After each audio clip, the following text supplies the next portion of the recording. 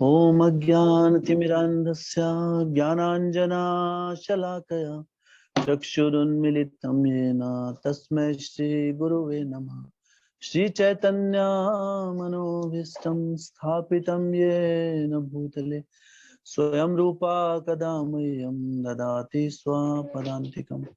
वन्देऽहं श्रीगुरु श्रीयुतापदकमलं श्रीगुरून् वैष्णवांश्च श्रीरूपं साग्रजातां सहगना रघुनाथान्वितं तं सजीवं साद्वैतं सावधूतं परिजनासहितं कृष्ण चैतन्य देवं श्रीराधा कृष्ण पादान् सहगना ललिता श्री विशाखान्वितं सा नमः। ओम विष्णुपादाय कृष्ण पृष्ठाय भूतले श्रीमते भक्ति वेदांत स्वामी निधि नामिने नमस्ते सरस्वते देवे गौरवाणी प्रचारिणे निर्विशेष शून्यवादी पाश्चात्य देशतारिणे नमो महावदन्याय कृष्ण प्रेम प्रदायते कृष्णाय कृष्ण चैतन्य नामिने गौरतिसे नमः।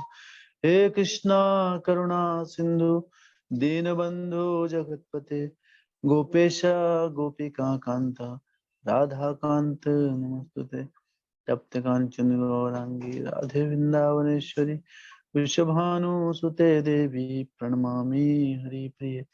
वाञ्छाकल्पतरुभ्यश्च कृपा सिन्धुभ्यैव च पतितानां पावनेभ्यो वैष्णवेभ्यो नमो नमः।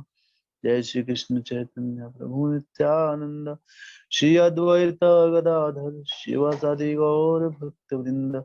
हरे कृष्णा कृष्ण कृष्णा हरे हरे हरे राम राम राम हरे हरे। हरे कृष्णा कृष्ण कृष्णा हरे हरे हरे राम राम राम हरे हरे। हरे कृष्णा कृष्ण कृष्णा हरे हरे हरे राम राम राम हरे हरे।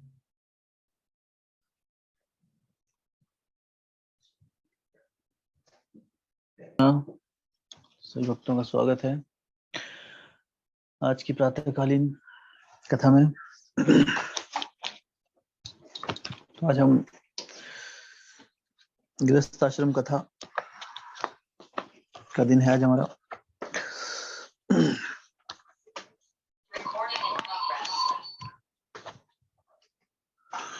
तो हमने भक्ति के लिए कौन कौन से गृहस्थ आश्रम में हमें क्या क्या नियम पालन करने चाहिए उस चीज का वर्णन किया, और उसका जो हमने सारांश जो देखा वो क्या, तो क्या सारांश निकलता है। सारी की सारी जो एक्टिविटीज हम करने से लेकर भागवतम पढ़ने से लेकर और जो भी हम कार्य करते हैं, जो हमने इतने दिन श्रवण किया, अंत में उसका निष्कर्ष क्या निकलता है। चैतन्य चरितामृत के अनुसार जो तीन चीजें हैं वो इन सब चीजों का निचोड़ है। कौन कौन सी है वो कौन बताएगा?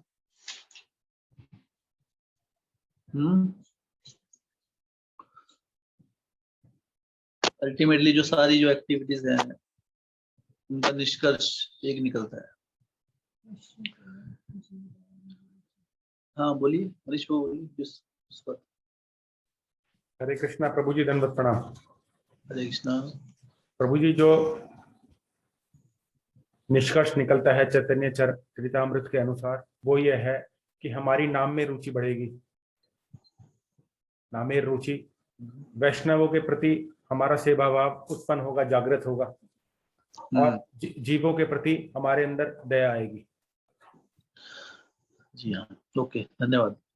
तो ये हमारा सारे के जितने भी जो क्रियाएं बताई गई हैं उनको करने का जो लक्ष्य है वो ये है, नाम रुचि, जीव दया और वैष्णव सेवा। तो ये जो तीन चीजें हैं ये लक्ष्य है, ये है भक्ति की नींव। नाम रुचि, वैष्णव सेवा, जीव दया।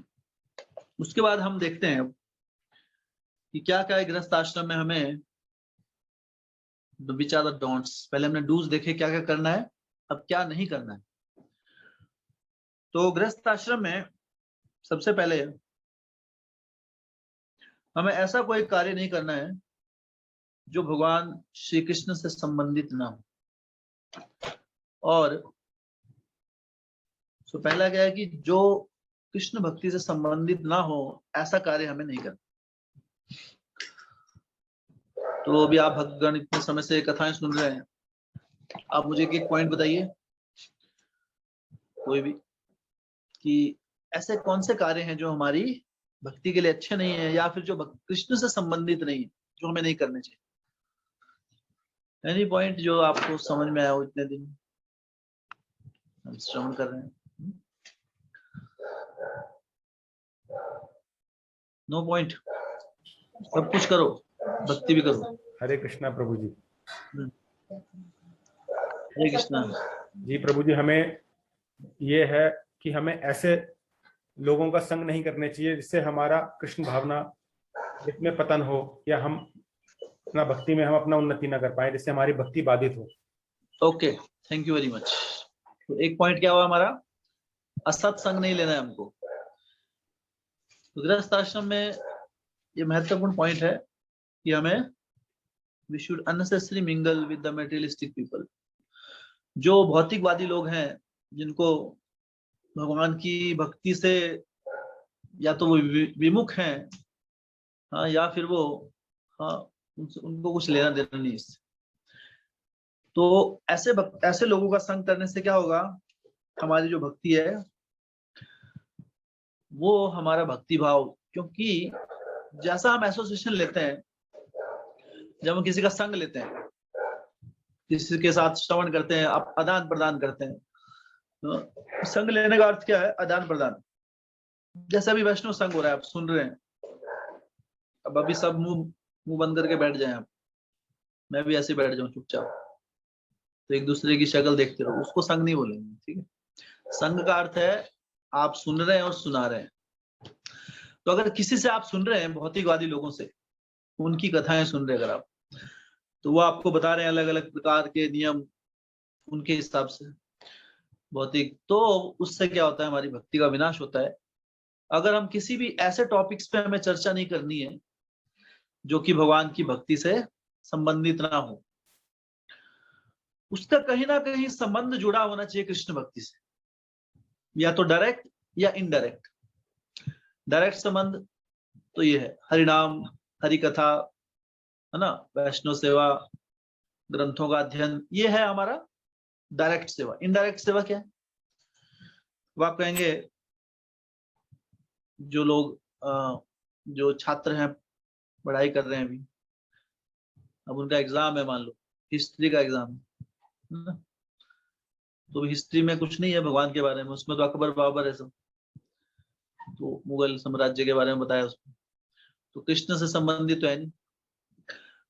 तो अब कैसे जोड़ें उसको, क्योंकि हमें जो पढ़ाई कर रहे हैं, जो हम इसलिए कर रहे हैं ताकि हम एक अच्छे नागरिक बन सकें और समाज में हम एक पैरासाइट की तरह ना रहे। पैरासाइट क्या होता है,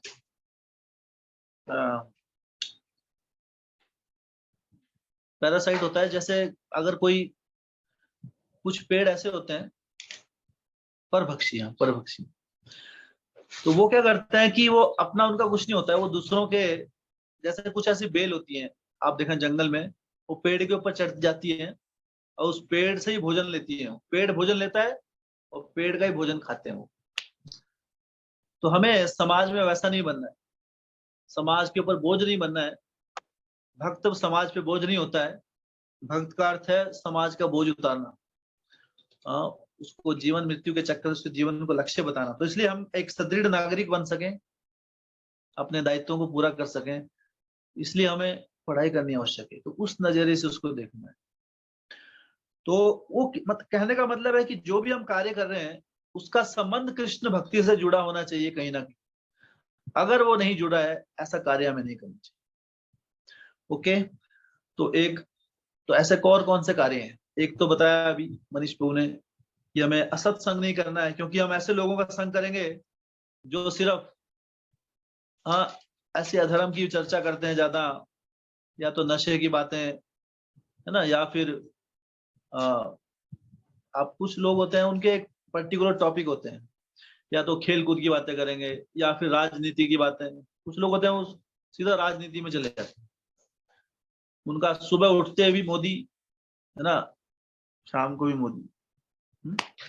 तो क्या होता है, कईयों का काम होता है, जैसे आजकल काम नहीं है, लॉकडाउन है, तो व्यक्ति क्या है, कुछ मुद्दा पकड़ लेते हैं, पॉलिटिक्स पकड़ लिया ये आजकल, है ना, किसी एक की तरफ हमारा ये मत है, उसने ऐसा किया वैसा किया, तो उन चर्चाओं का अंत में कोई निष्कर्ष नहीं निकलता है। हम समय को व्यर्थ कर रहे हैं अपने।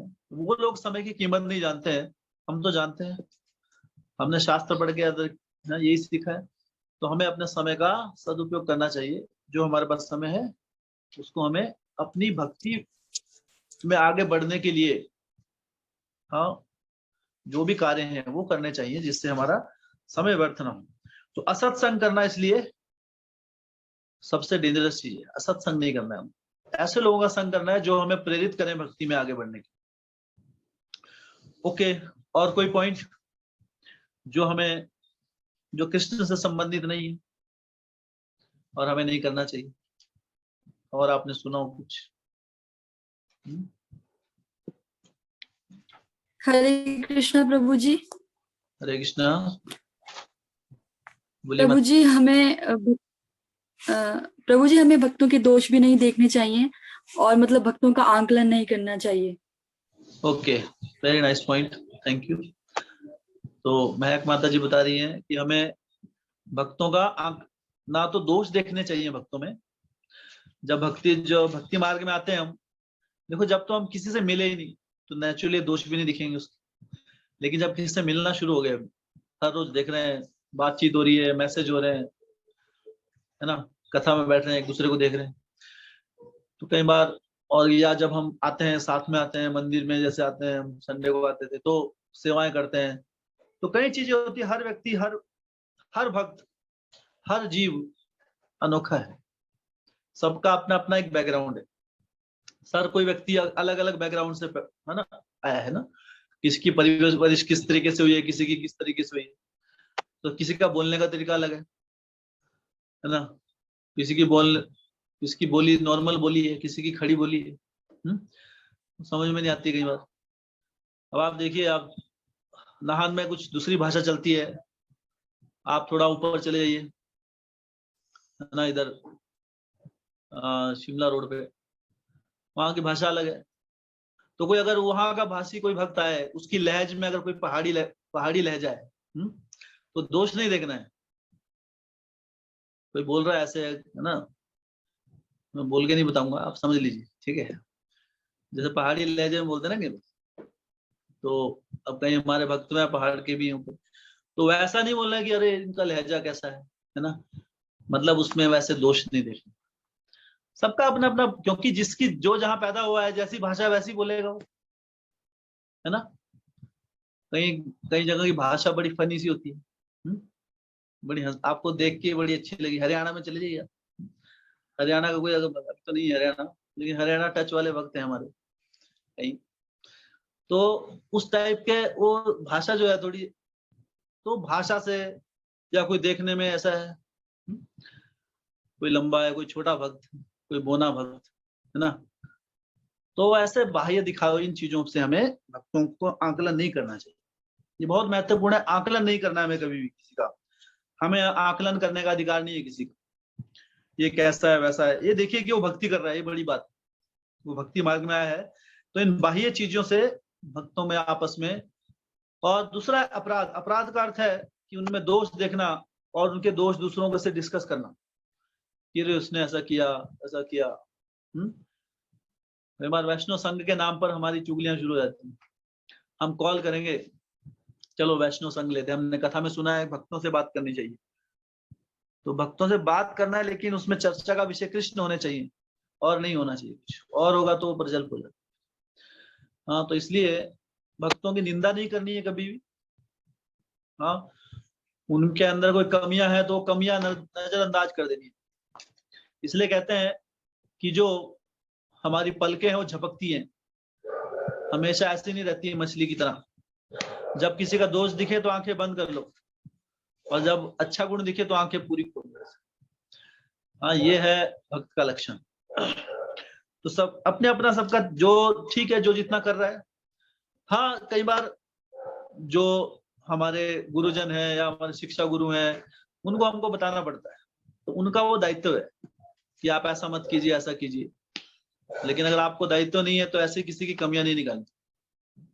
अगर हमको किसी को गाइड भी करना है भक्ति मार्ग में, मान लो किसी में कुछ कमी दिख रही है आपको जो उसकी भक्ति के लिए अच्छी नहीं है, तो आप तभी बताइए उसको अगर आपका संबंध अच्छा हो। अगर संबंध अच्छा नहीं है तब किसी को गाइड भी नहीं करना है, लेकिन वो आपका नहीं सुनने वाला फिर। अगर संबंध अच्छा है, आपकी दोस्ती है उसके साथ, प्रेम है, तब बताइए, तब आप उस कमी भी दिखाएंगे तो देखेगा, उसको सकारात्मक तरीके से लेगा। अन्यथा आपकी बातों को सीरियस नहीं ले पाए। मान लो कोई व्यक्ति, कोई भक्त है, वो जप करते हुए ठीक से जप नहीं कर रहा है। कई बार शुरुआती समय में जप करने में प्रॉब्लम होती है। कई बार बहुत स्पीड में क्या करते हैं, आधा मंत्र खा जाते हैं। नहीं, हरे कृष्णा हरे राम राम हरे कृष्णा हरे राम हरे हरे, तो कई बार नया मंत्र बन जाता है, हरे कृष्णा हरे हरे हरे कृष्ण। फिर बीच में कभी राम छोड़ दिया, कभी कृष्ण छोड़ दिया। तो आप बताएंगे उनको कि प्रभु जी कैसे जप कर रहे हैं, आप थोड़ा ठीक से कीजिए, है ना, ऐसे होता है क्या मंत्र? तो बोलेगा तुम कौन हो मुझे बताने वाले, तुम अपने जप से मतलब रखो, मैं अपने जप से। तो उल्टा संबंध खराब हो जाएगा। लेकिन अगर आपका संबंध अच्छा है, उससे प्रेम है, तो आप बता सकते हैं। तो अगर आप नहीं बता सकते तो ऐसे भक्त को बताइए जो उसको बता सके, कोई श्रेष्ठ भक्तों को जिसकी वो सुनता हो, ऐसे भक्त को बताना है। डायरेक्ट नहीं बताना है कि तुम्हारे में ये दोष है, तुम्हारे में ये कमी है। हाँ, जिसके लिए उसकी रिस्पेक्ट है उसको बताना है, ये गाइड करने का तरीका है। तो कभी दोष नहीं देखना है, हाँ, और आकलन भी नहीं करना है ना, कि ये भक्त है, देखो ऐसा है, मुझे नहीं लगता है भक्ति में ज्यादा कुछ जानता है, बैठा रहता है, आज तक एक प्रश्न भी नहीं किया उसने। कुछ बोले तो पता लगे, अब कुछ पता ही नहीं है, घुसता ही नहीं इसके दिमाग में, प्रश्न खाक करेगा। तो कई बार ऐसा सा सोचते हैं हम, नहीं, क्या पता वो इतना बड़ा भक्त हो, उसको प्रश्न की जरूरत ही नहीं है अभी, है ना, वो सब कुछ क्लियर है। और कई बार ऐसा होता है कोई प्रश्न कर रहा है ना, फिर ऐसे सोचते हैं अरे प्रश्न ही करता रहता है, इसको कुछ दिमाग में नहीं घुसता। जब देखो प्रश्न, तो दोष तो कहीं को भी निकल सकता है। कोई नहीं कर रहा है तो भी दोष निकलेगा, कोई कर रहा है तो भी दोष निकलेगा। दोष निकालने के लिए कोई मुद्दा होनी चाहिए। अगर हमारी दोष वाली दृष्टि है, कहीं भी दिख जाएगा। तो वैसे दोष नहीं देखने, आकलन नहीं करना है, क्योंकि इस दुनिया में क्या है, दोष देखना बड़ा आसान है। आप कुछ ही कर लीजिए, दोष निकल सकता है वहां। जैसे एक स्टोरी आती है, एक आदमी और उसका लड़का गधा लेने के लिए गए बाजार में। तो बाजार में गधा लेने के लिए गए कि गधा लेंगे कुछ काम होगा, गधा लेने के लिए गए, तो गधा खरीद लिया उन्होंने। गधा लेके वापस आ रहे थे, तो जो पिता ने सोचा कि चलो बच्चा है मेरा छोटा, उसको गधे पे बिठा देता हूँ, खुद पैदल चल रहे थे। तो लोग उनको देख के हंसने लगे, बोले कैसा कैसा बेटा है निकम्मा, बूढ़ा बाप पैदल चल रहा है और खुद गधे पे बैठा है। तो सोचा रहे नहीं, तो ठीक बात नहीं है। तो उन्होंने क्या किया, बेटा उतर गया, बाप को चढ़ा दिया गधे पे। थोड़ा आगे गए और लोग मिले, तो लोग बोलने लगे अरे देखो कैसा बाप है, कितना निर्दयी बाप है, छोटा सा बच्चा है, बाप ने पुत्र को पैदल चला रहा है और खुद गधे पे बैठा है आराम से। तो वो भी दोष देखने लगे।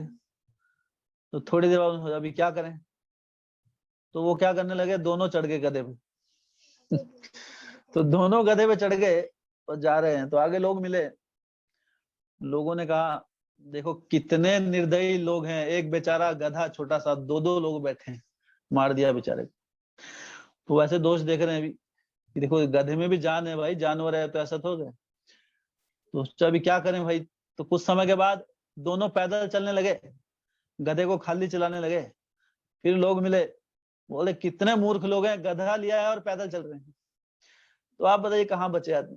दोष अगर निकालना है तो हर जगह दोष निकल जाता है। तो इसलिए कभी दोष नहीं देखना चाहिए, खासकर भक्तों में क्या किसी में भी दोष नहीं देखना चाहिए। क्योंकि दोष अगर हम देखेंगे, बार बार किसी दोष को देखेंगे, कुछ समय के बाद वो दोष हमारे अंदर आ जाएगा, देखते ही देखते।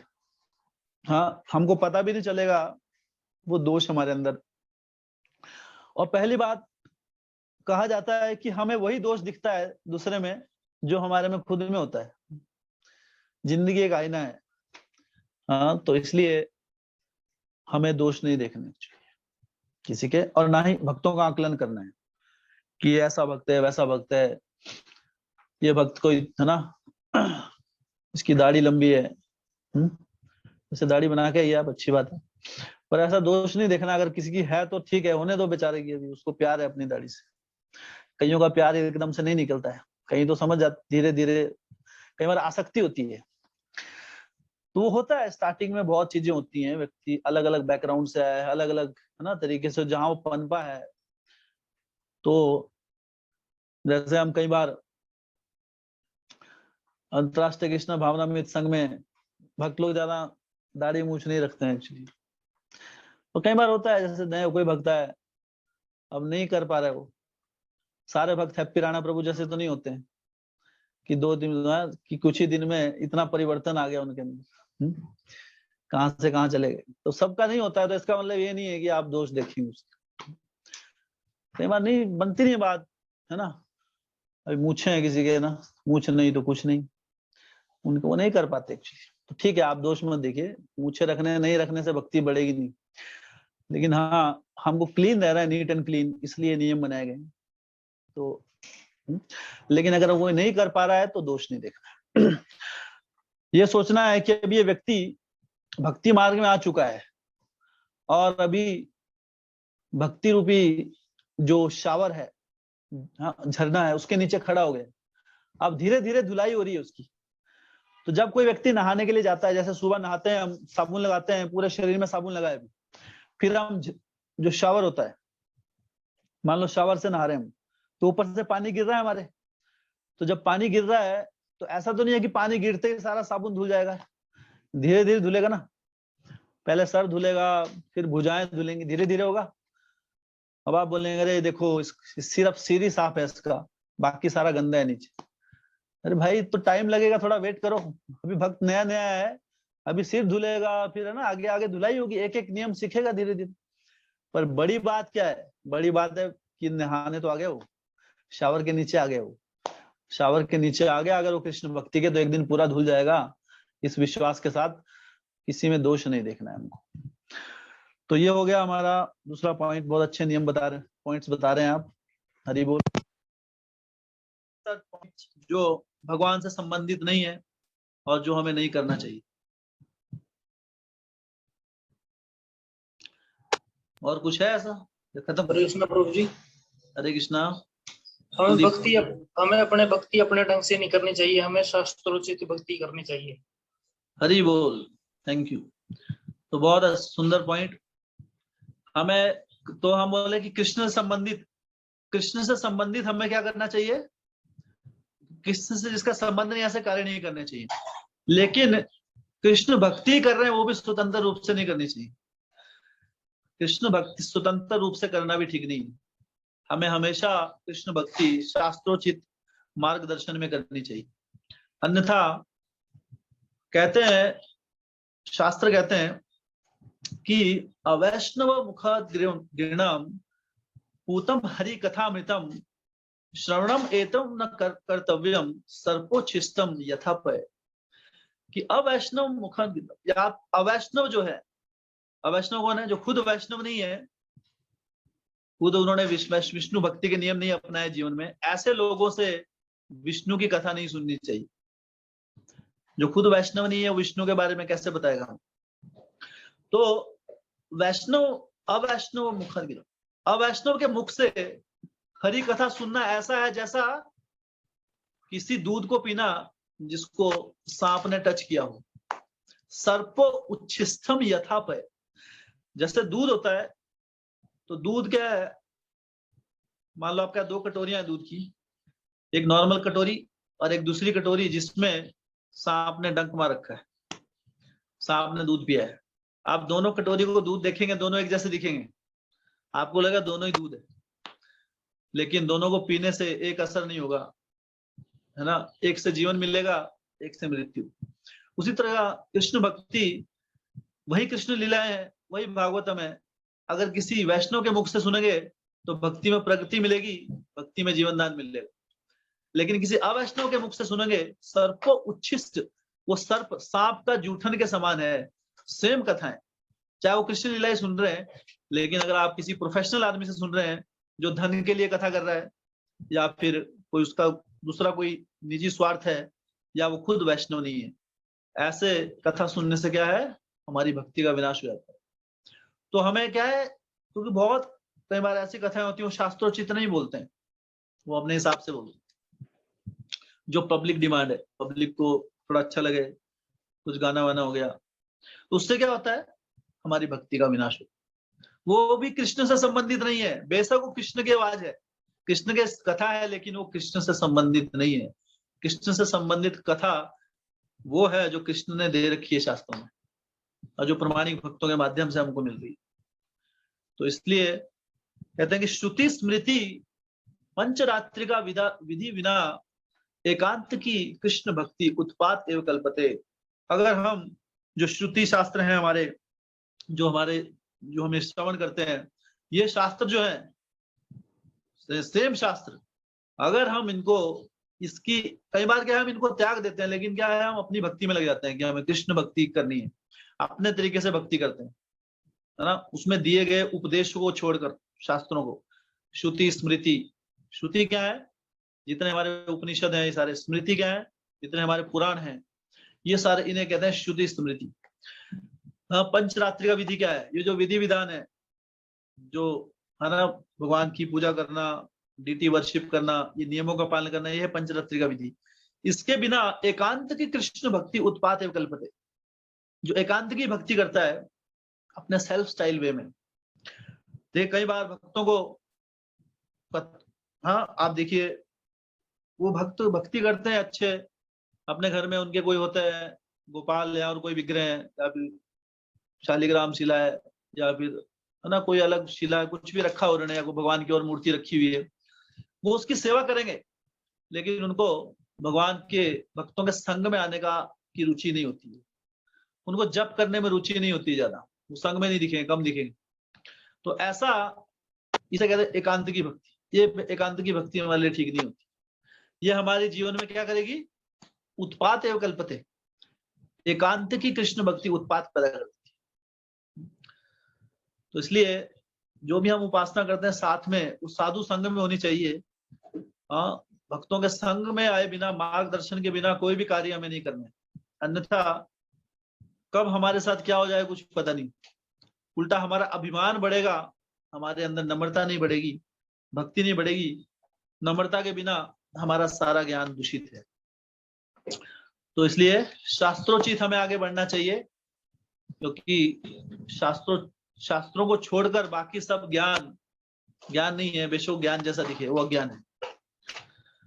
ओके, तो ये हो गया हमारा थर्ड पॉइंट कि शास्त्रों को छोड़कर बाकी चीजें भी नहीं पढ़नी है हमारे को कुछ, ठीक है।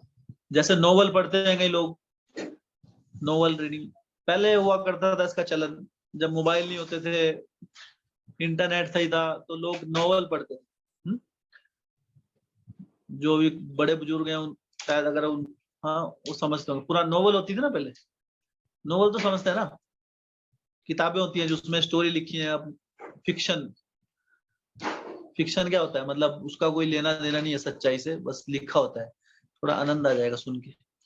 तो ये चीजें हमको नहीं पढ़नी है, फिक्शन स्टोरीज, कार्टून्स, है ना, कॉमिक्स, ये सारी चीजें भक्तों को नहीं करनी। अखबार भी ज्यादा नहीं पढ़ना है, उसमें बहुत कुछ दिया होता है, आपका दिमाग खराब हो जाएगा। कहीं बॉम्ब ब्लास्ट हो रहा है, इसने उसको वो कहा, इसने उसकी आलोचना करी, है ना, उसका डाइवोर्स हो गया है, ये चीजें होती है ना। इसमें क्या होती है, वो उसके साथ भाग गया, यही है सब कुछ। तो ये पढ़ के सुन के वह जो हो गया तो हो गया, आप क्या करने वाले उसको, हाँ, ऋतिक रोशन और उसकी पत्नी का तलाक हो गया, अब आप उसकी चर्चा करते रहते हैं, अब आपने क्या करना है उसको, आप जुड़ा देंगे वापिस, कुछ नहीं कर सकते ना। तो उसको सुन के क्या हमारा टाइम वेस्ट होगा, हमारा ही दिमाग खराब होगा। या ऐसे मर्डर की कथाएं, एक आदमी मरा, उसके 4 पीस हो गए उसके नीचे आके, ठीक है, ठीक है, हम अब कुछ नहीं कर सकते उसमें, है ना। तो वो यही चीजें है, न्यूज में क्या है, न्यूज तो ही है सब कुछ। अभी कहाँ कहाँ कोरोना से कितने लोग मर रहे हैं, यही बता रहे हैं बार बार, एक ही चीज बार बार, पुनः पुनः चर्वित चरवड़ा नाम, तो ज्यादा अननेसेसरी।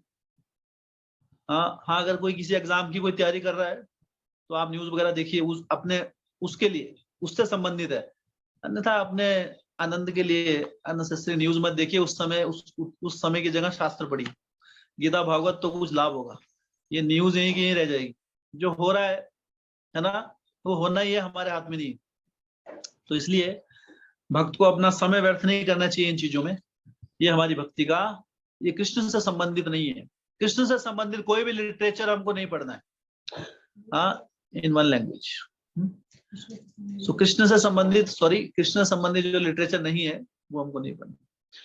कृष्ण से संबंधित जो लिटरेचर है वही पढ़ने हमको। जिसका भगवान से संबंध नहीं है, ऐसी कोई भी स्टोरी बुक्स नहीं पढ़नी। Okay, thank you. और कोई पॉइंट, और क्या है जो हमें, जो कृष्ण से संबंधित नहीं है और हमें नहीं करना चाहिए? अच्छा बता रहे हैं आप। हरे कृष्णा, बलजीत प्रभु जी। हमें कोई भी नशा नहीं करना है। हरे कृष्णा प्रभु जी। हरे कृष्णा, कोई नशा नहीं करना चाहिए, कोई व्यभिचार नहीं करना चाहिए, नशा नहीं करना चाहिए। हाँ, 4 नियम मतलब, तो ये बहुत इंपॉर्टेंट है, सबसे इंपॉर्टेंट एक्चुअली। हमें 4 नियमों का पालन करना है। हाँ, मांसाहार नहीं करना है। कई बार आप विदेश में जाएंगे या कहीं आप दूसरी जगह भी जाएंगे, मांसाहार का मतलब होता है जैसे बकरी हो गई या मुर्गे हो गए, इसको ही मांसाहार बोलते हैं। अंडे को मांसाहार नहीं बोलते कहीं। या कहीं बंगाल में जाएंगे तो बंगाल में मछली को मांसाहार नहीं बोलते हैं। मछली का मतलब पानी फल, पानी में उगने वाला फल। तो ऐसी ऐसी फिलॉसफी लेकर मांसाहार नहीं करना है। विदेश में अभी तो वैज्ञानिक बोलते हैं, अभी जो अंडा है वेजिटेरियन अंडा आ गया है ना। वो अंडा नहीं, कुछ नहीं, वेजिटेरियन अंडा कैसे हो सकता है? वेजिटेरियन वो, ताकि लोगों को क्या लगे कि हम नॉन वेज भी नहीं खा रहे और अंडा भी खाना है हमको, इसलिए बोल दिया वेजिटेरियन अंडा। शाकाहारी अंडा, शाकाहारी मांस हो सकता है क्या? शाकाहारी मांस बोलने का मतलब क्या है? जैसे ठंडी आग, ठंडी आग देखी कहीं, या सूखा पानी देखा है? सूखा पानी, जी हमारे यहाँ सूखा पानी है, हमें ठंडी आग मिलती है। उसी तरह है शाकाहारी अंडा, ठीक है। स्टेटमेंट अपने आप में गलत है। तो अंडे उंडे भी नहीं खाने हैं, ये सब मांसाहार में आता है किसी प्रकार का। तो हाँ, मांस मछली किसी प्रकार का मांसाहार, ये तो पूर्ण रूप से निषेध एक्चुअली, जो शास्त्रों में दिया है बिल्कुल। बाकी कुछ पाप क्या है, इतने हाई स्तर के पाप नहीं होते, लेकिन ये बहुत ही हमारी भक्ति का विनाशक है। दूसरा क्या है? नशा करना। अलग अलग प्रकार के जो नशे हैं, कोई नशा नहीं करना है। जो भक्त लोग हैं वो अपने, जैसे भक्तों के बच्चे हैं, तो बच्चों को आप जैसे चॉकलेट वगैरह देते हैं, तो चॉकलेट आप दे सकते हैं, लेकिन कौन सी देनी है? व्हाइट वाली, मिल्की बार, या जो भी है सफेद, जिसमें कोको होता है। ये कोको एक चीज होती है, ये भी नशा होता है। काले वाली जो चीजें होती है, काली टॉफियां, काली चॉकलेट नहीं देनी है बच्चों को। बच्चे मान रहे हैं वैसे बाहर चॉकलेट नहीं खानी चाहिए, लेकिन ठीक है, बच्चों को ज्यादा रिस्ट्रिक्शन नहीं करनी।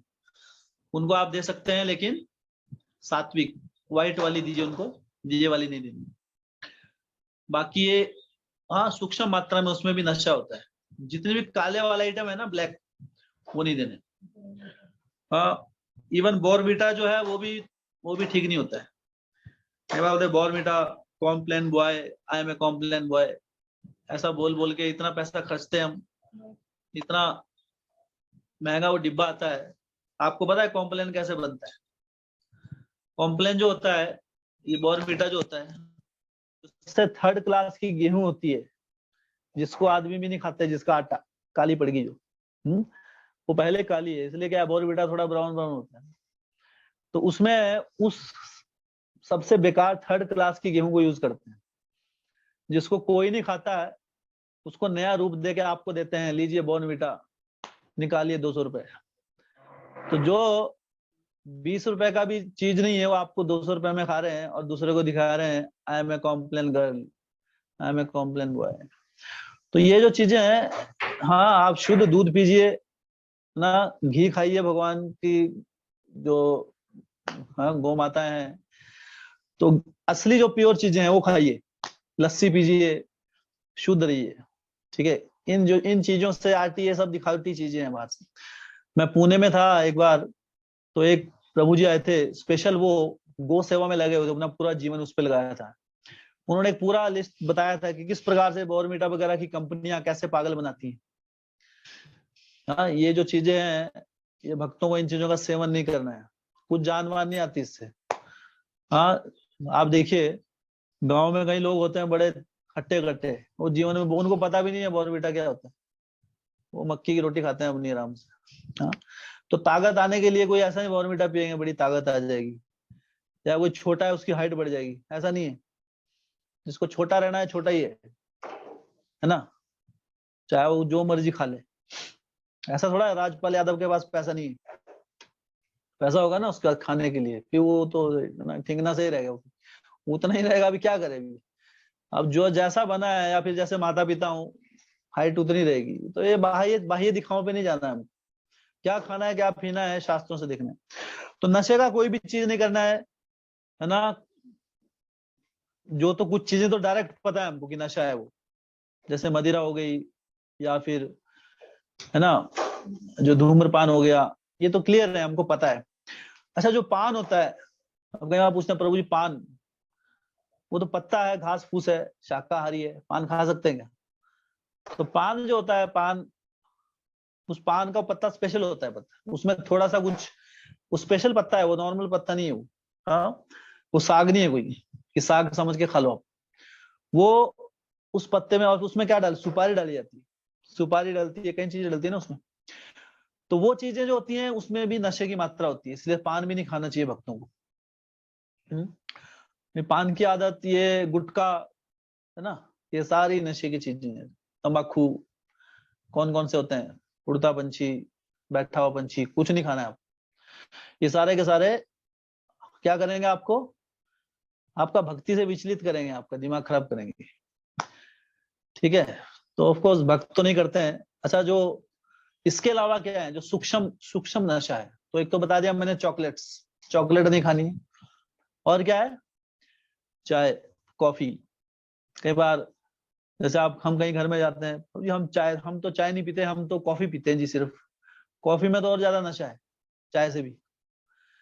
हाँ, जो रात को काम करना पड़ता है 2 बजे तक, तो इसलिए जागने के लिए कॉफी चाहिए, पता ना। कई बार लोग जागने के लिए, तो भक्त लोग क्या करते हैं, रात को जाग क्यों रहे आप टाइम से सोइए और टाइम से उठिए, बाकी दिन में काम कीजिए अपना। हाँ, कोई नाइट जॉब कर रहा है जिसकी कंपनी रात को खुलती है, वो अलग बात है। जैसे कई भक्तों की नाइट शिफ्ट है, दैट इज डिफरेंट। लेकिन जैसे कई स्टूडेंट्स हैं, वो रात रात को पढ़ते हैं, दिन भर घूमते रहेंगे, खेलेंगे कबड्डी, और रात को पढ़ने का शुरू होता है। जहाँ 10-11 बजे सब सो गए, तो उनका पढ़ने का टाइम शुरू। तो रात को कोई पढ़ने का टाइम नहीं होता है, वो तमोगुणी समय होता है। उस समय की जो पढ़ाई है अत्यधिक समय तक माइंड में नहीं रहती है। सबसे बेस्ट टाइम होता है हाँ मॉर्निंग का, फिर दोपहर का, फिर इवनिंग। नाइट के समय कोई कार्य नहीं करना। नाइट का एक्चुअली शाम का समय, रात का समय भगवान ने इसलिए बनाया हम सोएं। तो ये शरीर भी वैसे ही होता है। शरीर को दिन के समय रेस्ट नहीं मिलेगा अच्छे से, क्योंकि रोशनी में, इसलिए रात को भी लाइट ऑफ करके सोना है अच्छे से। लाइट जला के भी नहीं सोना है एक्चुअली, उससे नींद पूरी नहीं होती है हमारी नाइट के समय में। तो ये जो चीजें हैं, जो निषेध हैं, हाँ, तो कॉफी, चाय, इसके अंदर निकोटीन होता है। निकोटीन नाम का एक नशा होता है, वो धीरे धीरे हमारे खून में मिल जाता है और उसकी लत पड़ जाती है। इसलिए देखिए, चाय छोड़ना बड़ा मुश्किल होता है। चाय छोड़ना, बीड़ी सिगरेट, इनमें बीड़ी सिगरेट में निकोटीन होता है, लेकिन मात्रा ज्यादा होती है, चाय में कम मात्रा होती है। लेकिन कम मात्रा ज्यादा मात्रा है तो नशा ही। इसलिए भक्त पहले बाकी चीजों को छोड़े और बाद में जो छोड़ सकता है नो प्रॉब्लम। देखिए अपना अपना सबका एक वो होता है, लेकिन छोड़ना है पता होना चाहिए हमारे। अब हमारी जो अगली यात्रा होगी वृंदावन यात्रा, ये अनाउंसमेंट है ना, सब भक्त लोग सुनिए ध्यान पूर्वक। जब भी होगी पता नहीं कब होगी, जब भी कोरोना काल हमारा निकल जाएगा तभी जैसे ये परिस्थिति ठीक आएगी यात्रा हो जाएगी हमारी, क्योंकि प्लान पहले हो चुका है, बस एग्जीक्यूट करना बाकी है। क्योंकि कोरोना काल आ गया था, सब अरेंजमेंट है, कहाँ जाना है सब कुछ प्लान आउट है, लेकिन सिर्फ परिस्थिति देख रहे हैं हम सिर्फ। तो हमारी यात्राओं के लिए जो कुछ नियम है वो क्या है कि कोई भी भक्त जो है वो बाहर कोई भी भोजन नहीं करेगा, है ना। ऐसा नहीं है भूखा मारेंगे वहां पे।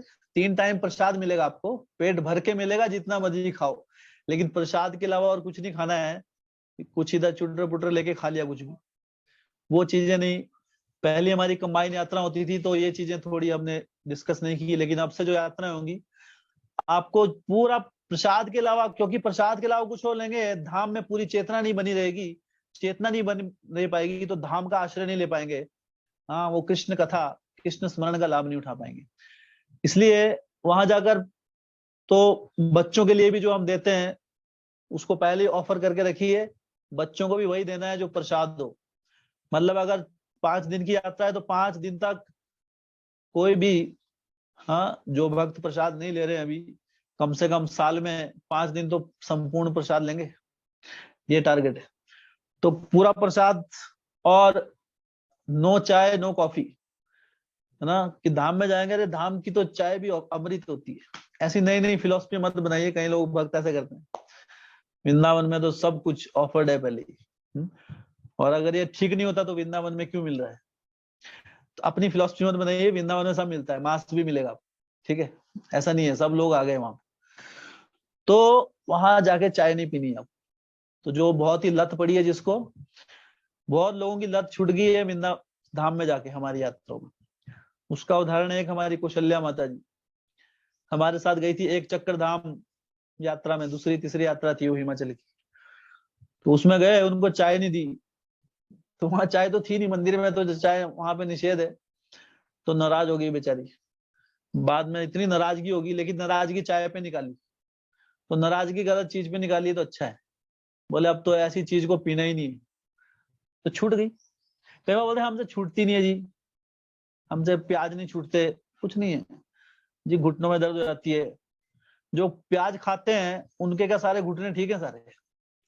इस दुनिया में जितने प्याज खाने लहसुन वाले हैं, क्या उनके घुटने एकदम है ना बिल्कुल एकदम जबरदस्त हैं? कुछ ना कुछ बहुतों को प्रॉब्लम, खाने पीने वाले को प्रॉब्लम है। तो ऐसा नहीं है कि प्रॉब्लम, अब इसका भी उदाहरण है हमारे भक्तों का। हमारी जो अश्विनी प्रभु हैं, जो उनकी माता देवती माता जी, आप तो जानते होंगे उनको। तो वो, उनके बड़ी प्रॉब्लम थी घुटनों में, गठिया था शायद, है पता नहीं। तो ये बड़ी प्रॉब्लम थी उनको। तो अब ये चीजें जो बोलते हैं कि हमको लहसुन प्याज छोड़ने से बीमारी हो जाएगी, वो हो जाएगा, फलाना हो जाएगा। तो अभी घर में अश्विनी प्रभु भक्त बन गए, उनकी वाइफ भी भक्त होगी, तो प्रसाद लगने लगा, लहसुन प्याज छोड़ दिया। अभी अलग से कौन बनाएगा, उन्होंने भी छोड़ दिया। अब कोई गठिया नहीं, कोई कुछ नहीं, आराम से घूमते हैं इधर उधर। और अब तो खाती भी नहीं, अब तो लहसुन प्याज की को देख के स्मेल आती है उनको। तो जो कभी छोड़ने को भी ऐसे नकार करे, ये सिर्फ एक शुरुआत कदम लेने की बात है। सिर्फ एक कदम नहीं लेंगे हम, तब तक लगेगा अरे बहुत मुश्किल है, पहाड़ जैसा लगेगा। जिस दिन कदम उठा लिया उसके बाद लगे अरे तो कुछ भी नहीं था, मैं ऐसे ही परेशान हो रहा हूँ, ये तो चुटकियों का खेल था मेरे लिए। हाँ, ऊपर से खर्चा बचेगा आपका। प्याज का रेट पता ही आपको कहाँ कहाँ पहुंच जाता है। हाँ, कुछ समय पहले है ना लोग बोलते थे कि अभी तो लहसुन प्याज को सुनार की दुकान में मिलेगा। हाँ, सोने चांदी के साथ क्या रखा होगा, साथ में प्याज। प्याज की कीमतें इतनी बढ़ गई थी। तो देख, खर्चा भी बचेगा आपका और शरीर भी सतोगुणी रहेगा, क्योंकि तमोगुणी भोजन होता है, ये हमारे को डल करता है। तो खान पीन में ये जो चीजें हैं, खासकर नशे की चीजें हैं, चाय कॉफी, मशरूम, एक और चीज आती है मशरूम। मशरूम जो है देखा ही होगा आपने, मशरूम वैसे तो यहाँ उगती नहीं है लेकिन बाजार में मिलती है सफेद कलर की, वो भी निषेध है, वो भी तमोगुणी भोजन है। और क्या नहीं लेना चाहिए हमारे को, जो ये आपको अपनाना है धीरे धीरे। देखिए और क्या है, भक्त लोग किसका निषेध करते हैं, जो गाय जब पहली बार बच्चा देती है तो उसका शुरू का जो दूध होता है 4-5 दिन का, खीस बोलते हैं उसको, पता होगा आप, वो दूषित होता है।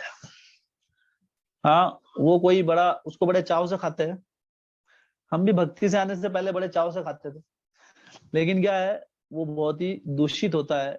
उस समय गाय का शरीर में विकार होते हैं, उस समय वो गंदगी निकल रही होती है उस समय एक तरह से, तो वो दूध एक्चुअली बच्चे के लिए होता है ज्यादातर। तो वो कोशिश करनी है कि वो उसका सेवन ना किया जाए। कितने 2-4 दिन की बात है ना, उसके बाद तो आपको ही पीना है दूध, तो कोशिश कीजिए कि उस समय वो शुरुआत का जो दूध है वो दूषित होता है, वो ना पिए। तो ये कुछ चीजें निषेध है, जो नशे वाली चीजें हैं, है ना।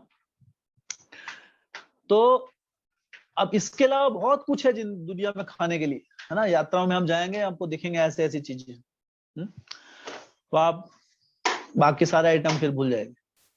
तो ये है, नशे वाली चीजें नहीं करनी है, मांसाहार नहीं करना है, फिर जुआ नहीं खेलना है, वेरी इंपॉर्टेंट। खेलता है कोई जुआ? तो जुआ तो ऐसे तो कोई नहीं खेलता होगा, क्योंकि यहाँ इतना प्रचलन नहीं है जुए का। विदेशों में बहुत है, विदेश में जुए का बहुत प्रचलन है, वहां तो हर कोई व्यक्ति जुए का लत होती है उसको। तो जुआ क्या होता है ये समझना है हमें। जुआ है, कोई भी अगर हम कभी कम समय में अत्यधिक धन कमाने की लालसा से अपने खून पसीने की कमाए हुए धन को उसमें लगाते हैं, उसको जुआ बोलते हैं। जहां पे धन की गारंटी नहीं है कि वापस आएगा या नहीं आएगा, कि जल्दी में पैसा कमा लूं बस, है ना। 1000 रुपए की लॉटरी लग गई, है ना, और 10 लाख रुपए इनाम। अब 10 लाख रुपए इनाम लाखों में एक को मिलता है, तो इतना बड़ा रिस्क में नहीं डालना है अपना पैसा, है ना। कई बार भक्त लोग तो नहीं खेलते हैं। एक बार एक भक्त बता रहे थे कि प्रभु जी बाकी तो सब छोड़ दिए, बस साल में खेलते हैं दिवाली लॉटरी, वही लक्ष्मी जी की है, लक्ष्मी जी हम तो धार्मिक कार्य है, लक्ष्मी जी की फोटो है, उस पर लक्ष्मी लॉटरी खेलता हूँ मैं तो, और एक ही खेलता हूँ साल में। नहीं, लक्ष्मी की लॉटरी तो है लेकिन वो लॉटरी है, ठीक है, लक्ष्मी के नाम से निकाल रखी है वो, है ना। तो लक्ष्मी नहीं मिलेगी उससे, लक्ष्मी जाएगी आपकी, लक्ष्मी आएगी नहीं, ये ध्यान रखना, लक्ष्मी लॉटरी खेलेंगे तो इसलिए लक्ष्मी का जो उपयोग जो है हमको, क्योंकि लक्ष्मी कौन है, इसको भगवान की सेवा में हमें लगाना है। तो सही तरीके से धन कमाइए, लॉटरी के चक्कर में मत घुसिए ज्यादा। जुआ खेलना या जो भी है, जिस प्रकार से अगर सट्टा जो भी है, नंबर लगाना। उस समय पहले की बात है, जामली मंदिर में एक साधु हुआ करते थे, हाँ, तो वो बड़े प्रचलित थे, तो नाम नहीं लूंगा, पता ही होगा आप। तो बड़े प्रचलित थे, यूथ जो लड़के थे हमारे जवान, उन लोगों में बड़े प्रचलित थे वो साधु बाबा। इसलिए नहीं थे वो ज्ञान देते थे, भागवतम सुनाते थे, वो लॉटरी का नंबर बताते थे। तो लोग क्या है, उनके पास जाते थे, बाबा जी उनके लिए अलग अलग चीजें लाते थे, हाँ, तो उनको बोलते थे बाबा जी कल कौन सा नंबर आएगा, तो लॉटरी का नंबर बताते थे उनको। तो एक कई बार कुछ जीते भी हैं, तो बाबा में श्रद्धा बढ़ गई थी उनकी। लेकिन हाँ, बाबा जी जो है, साधु का अर्थ लॉटरी के नंबर बताना नहीं है, हाँ, आपको भगवत धाम का रास्ता दिखाना है। तो इसलिए जुआ नहीं खेलना है, लॉटरी, और ऐसा कोई कार्य नहीं करना जहां की संपत्ति को अपने खून पसीने की कमाई की, जो आपने इतने समय देकर आप कमा रहे हैं, उसको ऐसे ही कहीं पे नहीं लगाना है। इसलिए जुआ निषेध है। और जुए में एक और चीज आती है, समय। हमें अपना समय का जुआ भी नहीं खेलना। ये समय है हमारा, टाइम, मनुष्य जीवन, ये बहुत कीमती है। कई बार हम ऐसे कार्य में लग जाते हैं जहां हमारा समय हम वेस्ट करते हैं। अपने समय को दांव पे लगाना ये भी जुआ है। हाँ, क्योंकि ये समय वापस नहीं आएगा। फिर पैसा तो ऐसा है कि पैसा आपने खो दिया वो वापस आ जाएगा, लेकिन एक दिन का जो समय है हमारे पास, इसलिए कहते हैं सबसे अमीर व्यक्ति कौन है इस दुनिया में? जिसके पास भक्ति के लिए समय है। आपके पास एक दिन में 24 घंटे में आपका कितना समय भक्ति के लिए, वो अमीर व्यक्ति है। अगर आप 24 घंटे में से आपके पास 10 घंटे लगा रहा है एक आदमी, और एक आदमी 5 घंटे लगा रहा है, तो उस हिसाब से आप देखना है आकलन कि मेरे पास भक्ति के लिए कितना समय है। अपने जीवन को उस तरीके से व्यवस्थित करना है, भक्ति के लिए अधिक समय रहे आपके पास। इसलिए रिटायरमेंट प्लान करना भी आवश्यक है ताकि मैं पूरा जीवन सिर्फ नौकरी ना करता रहूं अंतिम सांस तक। तो अपने समय के लिए, समय के ऊपर गैम्बलिंग भी नहीं करनी है। ये सूक्ष्म गैम्बलिंग है, डायरेक्ट नहीं है, लेकिन ये बहुत महत्वपूर्ण गैम्बलिंग है एक्चुअली। कई बार ये गैम्बलिंग समझ में नहीं आती हमको कि हम तो नहीं कर रहे, 4 नियम का पालन कर रहे हैं, लेकिन हमारा जो समय है हम व्यर्थ की चीजों में लगा देते हैं। हाँ, इधर उधर की चीजों में लगा देते हैं जहां हमारा समय व्यर्थ होता है। हम समय लगा रहे हैं लेकिन वापसी कुछ नहीं मिल रहा है। हाँ, जैसे कई बार कई भक्त वो सारे कार्य करते हैं इधर उधर। कई बार हम प्रचार भी करते हैं, तो हमको प्रचार करना है, जैसे हमको लोगों को बताना है, नए जो लोग हैं उनको बताना है कृष्ण कॉन्शियस के बारे में। लेकिन कुछ लोग ऐसे होते हैं बड़े अड़ियल टाइप, उनको समझ में नहीं आएगा। आप एक बार बताएंगे, 2 बार बताएंगे, 4 बार, लिमिट देखिए आप 7 8, एक बार बता दिया आपने कि लगे ये आदमी कुछ नहीं, उल्टा अपराध ही कर रहा है, वहां समय व्यर्थ नहीं करना है। उस समय को कहीं और लगाइए, ऐसी जगह लगाइए जो सुन रहा है आपकी, जिसको बता के कुछ लाभ है। पर ऐसा भी नहीं है कि अरे इसको एक बार पूछा, नहीं, आप कोशिश कीजिए, सफिशिएंट कोशिश। पूरी कोशिश करने के बाद भी किसी को नहीं समझ में आ रहा है तो फिर उसके लिए प्रार्थना कीजिए, उसके पीछे मत पड़े रहिए जिंदगी भर, उतना समय कहीं और लगाइए। तो इसको बोलते हैं टाइम गैम्बल। समय के साथ गैम्बलिंग नहीं करनी है। अपने फोन पे अत्यधिक समय मत बिताइए।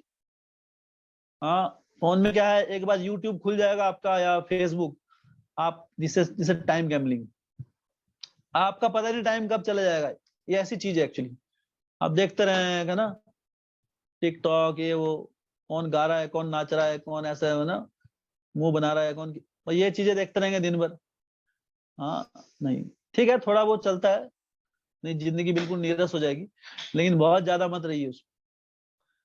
ठीक है, जैसे जैसे आप भक्ति में बढ़ेंगे अपना आप मन चला जाएगा इन चीजों से। लेकिन क्या है कि बहुत अत्यधिक इस चीज में हम लगा रहे हैं, तो हम अपने समय के साथ गैम्बलिंग कर रहे हैं, समय के साथ जुआ खेल रहे हैं हम। ये सब समय से कीमती और कुछ नहीं है, धन तो कुछ नहीं है इसके सामने। धन अगर एक बार खत्म हो जाए तो धन आप फिर से कमा सकते हैं, लेकिन जो समय निकल गया ना आपका, आपने एक जिंदगी का 1 साल खराब कर दिया, वो वापस नहीं आएगा। हाँ, और जब जिंदगी में बच्चे ही कुछ साल है तो सोचिए, अभी लग रहा है कि सिग्नल आ गया, अभी रेड सिग्नल भगवान का आ गया है, 60 साल क्रॉस, तो अभी सिग्नल आ गया भगवान 50 साल के बाद।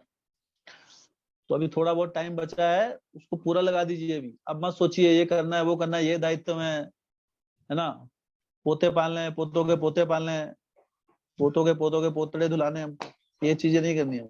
ठीक है, ये सारे माता पिता को करने दीजिए, जिसके बच्चे हैं खुद पालेगा। आपने शादी कर दी, बहू ला दी उसके लिए, अपने बच्चों के लिए, अब पालने दो उनको, ज्यादा मत उसमें घुसे रहिए। अब आपका समय आ गया, अभी आगे अगली जर्नी के लिए, आगे के लिए सोचिए अभी।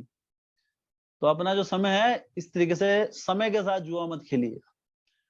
हाँ, बुजुर्ग जब हो गए ना आप, एक 60-65 साल का दायित्व, उसके बाद तो बस कथा कीर्तन और कुछ नहीं। अभी देखिए आप, निधि माता जी, उर्वशी माता जी बैठी है, उनके बीच में कौन बैठा है देखो, दिखाई दे रहा है आपको माता जी? ये माता जी डेली आ रही है अभी। तो बुजुर्ग हैं माता जी, लेकिन उस संग में आकर वो भी सुन रही है कथाएं। उनका यही काम है अभी, और कोई काम नहीं है। और जो बड़े जो बच्चे हैं, हस्बैंड वाइफ, उनको भी अपने माता की तरफ नहीं देखना है ज्यादा कि मेरा ये कर दो वो कर दो। अपने काम खुद उठाइए, अभी माता पिता को फ्री छोड़ दीजिए, उनको भक्ति करने दो। भी ज्यादा उनके पीछे पड़े अभी आप, वो जिंदगी भर वही थोड़ा करते रहेंगे। एक बार मुझे एक माता जी बता रही थी, बोलते हैं मैं, वो अपने बच्चों को नहलाती थी कब तक, जो 10-12 साल के हो गए थे, आई थिंक बड़े बड़े हो गए थे, शायद कौशल्या माता जी बता रही थी, तब तक वो नहलाती थी। अब छोटे बच्चे को नहलाया जाता है ना। अब 15 साल का बच्चा होगा, उसको भी नहलाने में लगे हो। इतना लाड प्यार का कोई लाभ नहीं है, उसको छोड़िए फ्री। थोड़ा फ्री नहीं छोड़ेंगे बच्चों को, है ना, जिंदगी भर उसको हाथ से खिलाने की आदत डाल देंगे, वो जीवन में कुछ नहीं कर पाएगा। उसको थोड़ा छोड़िए समाज में, तो जीना सीखेगा थोड़ा। इसलिए इन चीजों में ज्यादा मत, सबका अपना अपना टाइम होता है, अपने अपने दायित्व होते हैं। एक उम्र के बाद अपने दायित्व खत्म, अपनी नई पीढ़ी को छोड़ दीजिए, अपने आप पूरे भगवान की भक्ति में लग जाइए। हाँ, लेकिन दायित्वों से नहीं भागना है, जब तक दायित्व है तब तक करने हैं।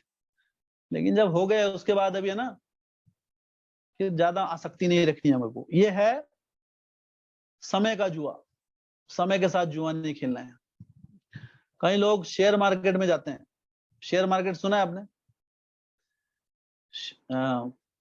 सबने नहीं सुना होगा। कुछ होता है एक इसमें क्या, आदमी कुछ चीजें खरीदता है, ये सब ऑनलाइन होता है कंप्यूटर पे। तो शेयर्स होते हैं, हर बड़ी बड़ी कंपनियां होती हैं, तो कंपनी की एक कीमत होती है, वो शेयर्स के रूप में होती है, तो उसको खरीदा जाता है, और जब उसकी कीमत बढ़ जाती है तो बेच देते हैं। तो वो भी एक तरीके से किया जाता है। लेकिन अगर वो किसी को करना भी है तो वो बहुत ही, हाँ, उसमें क्या है, वो भी, अब ये, इसको हम डायरेक्ट जुआ नहीं बोल सकते पूर्ण रूप से, क्योंकि अगर आप इसको सिस्टमेटिक तरीके से नहीं करेंगे तो ये बहुत बड़ा जुआ है। आप इसमें खो जाएंगे और आपका समय इतना जाएगा, आपको लगेगा मैं कमाऊंगा कुछ, लास्ट में कुछ नहीं मिलेगा।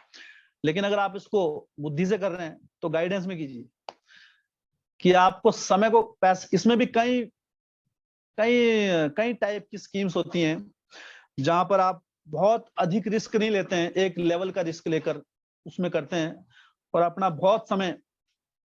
हमारे इस्कॉन के एक भक्त हैं आनंद वृंदावन प्रभु, इस्कॉन चौपाटी से, बहुत सीनियर भक्त हैं।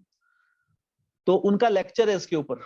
अगर कोई, मुझे पता नहीं, अगर कोई भक्त है इस चीज में, शेयर मार्केट में, तो वो मुझसे वो लेक्चर ले सकता है। तो अगर किसी को करना है तो कैसे करना है, क्योंकि ये अगर इसको ठीक से नहीं किया गया आपकी जिंदगी बर्बाद कर देगा शेयर मार्केट। इसमें लगेगा आपको पैसा कमाएंगे हम, ये कर देंगे वो कर देंगे, लास्ट में कुछ हाथ नहीं लगेगा, जो कुछ बचा वो भी खत्म। लेकिन इसको तरीके से करेंगे, इसका तरीका है करना, तो इंटेलिजेंटली करेंगे। तो सबको अपने आप को इंटेलिजेंट नहीं समझना है, क्योंकि बहुत चीजें हम, वो हमारी बुद्धि से परे होती हैं। तो गाइडेंस लीजिए, जो इसमें एक्सपर्ट है। हमारे डिवोटी अवेलेबल हैं, वृंदावन चंद्र, वो भी एक स्टॉक ब्रोकर हैं, बहुत सीनियर भक्त हैं। हाँ, राधानाथ स्वामी के डिसाइपल हैं और काफी श्रेष्ठ भक्त हैं वो। उनके लेक्चर्स भी हैं, उनका लेक्चर भी है इसके ऊपर, how to invest in stock market. अगर आपकी बुद्धि आपको कंट्रोल रखकर आप इसको कर रहे हैं, तब इसका लॉस नहीं है। लेकिन अगर आप सुबह उठते ही पहली चीज ही देख रहे हैं, अपना लैपटॉप खोल के, अरे क्या स्टॉक का क्या रेट चल रहा है, चैंटिंग की जगह उसको देख रहे हैं, तो then it is dangerous, just stop it. तब ये बहुत डेंजरस है ना। ज्यादा भक्तों को तो नहीं पता है चीजों को, कई लोग तो देख रहे हैं हो क्या रहा है। तो ये कुछ है जो करते हैं। अगर कोई करता है तो उसके लिए मैं, क्योंकि ये जनरल लेक्चर है, अगर कोई कर रहा है तो उसके लिए आप उसको सोचना है। क्योंकि अगर ये आपके ऊपर हावी हो रहा है, then it is a gambling, फिर वो क्लियर गैम्बलिंग है। लेकिन अगर ये हावी नहीं हो रहा है आपके ऊपर, आप अपने सारे कार्य कर पा रहे हैं, और इसमें भी आप तरीके से गाइडेंस समझदारी से इसमें भाग ले रहे हैं, तो फिर कर सकते हैं। इवन डिवोटीज भी करते हैं कहीं। लेकिन प्रोवाइडेड, अब प्रॉब्लम क्या आती है, उसने प्रभु जी मेरे ऊपर हावी नहीं हो रहा है, बेशक हावी हो रहा है पूरा, क्योंकि मन बोलता है कुछ और, होता कुछ और है। तो ये भी एक चीज है, अगर इस चीज में हमको गाइडेंस से करना है, अदरवाइज ये बहुत खतरनाक चीज है। मैं पुणे में एक स्कूल में पढ़ाता था, तो कॉलेज में, तो वहां पर एक मेरा कलीग था, वो शेयर मार्केट में था। वो 24 घंटे एक टैबलेट रखता था अपने हाथ में, एक मतलब मोबाइल से थोड़ा बड़ा होता है, और वो पूरी क्लास लेते हुए भी वो टैबलेट खोल के रखता था। वो देख रहा है शेयर कहाँ जा रहा है, ऊपर जा रहा है, नीचे जा रहा है। ये गैम्बलिंग एक्चुअली। इतना समय नहीं, आप ठीक है, आप कुछ समय निर्धारित कीजिए उसके लिए, वही बता रहा हूँ। अभी मैं उसके ऊपर क्लास नहीं दे रहा हूँ, आप उसको उसके गाइडेंस में कर सकते हैं। लेकिन अगर ये हावी हो गया आपके ऊपर, है ना, आपका, है ना, हर तीसरी थॉट, हर तीसरी थॉट आपकी यही सोच रहे शेयर मार्केट में मेरा रेट क्या चल रहा है, इसका मतलब इट इज डेंजरस, आप डेंजरस जोन में जा रहे हैं, आपकी भक्ति खत्म हो जाएगी। तो इसलिए इसका ध्यान रखना है आपको। तो ये है हमारा, तो हम कहां पर आए थे, जुआ। तो ये भी फिर एक डेंजरस जुआ है अगर हम उस तरीके से, तो ये जुए की लत। और चौथी जो है वो क्या है, व्यभिचार। व्यभिचार किसे कहते हैं, जब कोई स्त्री, पुरुष और स्त्री जो विवाहित हैं, विवाहित जीवन छोड़कर कहीं और संबंध होता है जब, उसे कहते हैं व्यभिचार, है ना। तो इसलिए अपने हस्बैंड वाइफ के जीवन में संतुष्ट रहिए, है ना। दूसरी तरफ क्योंकि क्या है, ये इतनी डेंजरस चीज है, हाँ, ये जो है इतना, शास्त्रों में जो 4 पाप कर्म बताए हैं, इनको हाईलाइट क्यों करते हैं बार बार, इस्कॉन में बार बार बताया जाता है इसको, व्यभिचार, मांसाहार, ये आपका पूर्ण रूप से भक्ति का विनाश कर देंगे चीजें। हाँ, तो इसलिए जो हस्बैंड वाइफ हैं उनको एक दूसरे के प्रति पवित्रता का संबंध होना चाहिए, दोनों के प्रति उनकी जो है निष्ठा को ठेस नहीं पहुंचानी है, कि पत्नी माना पति के अलावा किसी और के बारे में सोचना, या फिर पति का पत्नी के अलावा किसी और के बारे में सोचना, ये हाँ पूर्ण रूप से निषेध है, और ये बहुत बड़ा पाप है। इस पाप की जो सजा है वो हम 5वें स्कंद में पढ़ेंगे कि यमराज जी क्या करते हैं उनके साथ।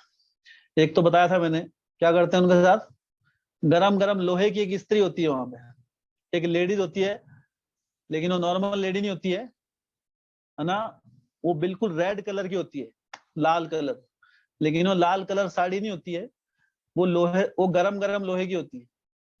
तो लोगों को जो ऐसा करते हैं उसको जबरदस्ती उससे चिपकाया जाता है। तो ये तो यात्रा है, डर के मारे नहीं करनी ये चीजें, ये सोचिए मेरी भक्ति के लिए विनाश है। हाँ, भक्ति डर से नहीं होती एक्चुअली, डरा धमका के ये हो जाएगा आपके साथ, वो हो जाएगा, नहीं, प्रेम कृष्ण के प्रेम के लिए कीजिए, कि मैं कृष्ण के लिए, मैं कृष्ण का भक्त हूँ, मेरी निष्ठा कृष्ण के लिए है और मेरी कृष्ण भक्ति के लिए सही नहीं है, इसलिए मैं नहीं करूंगा।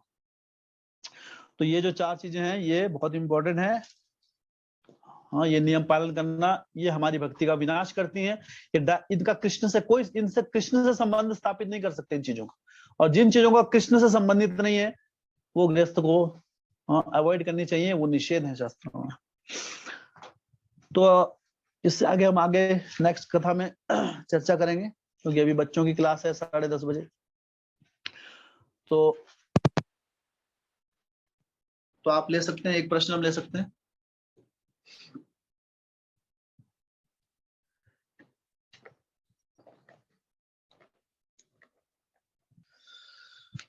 ओके, सो बहुत बहुत धन्यवाद सभी भक्तों का। श्रील प्रभुपाद की जय। हरे कृष्ण।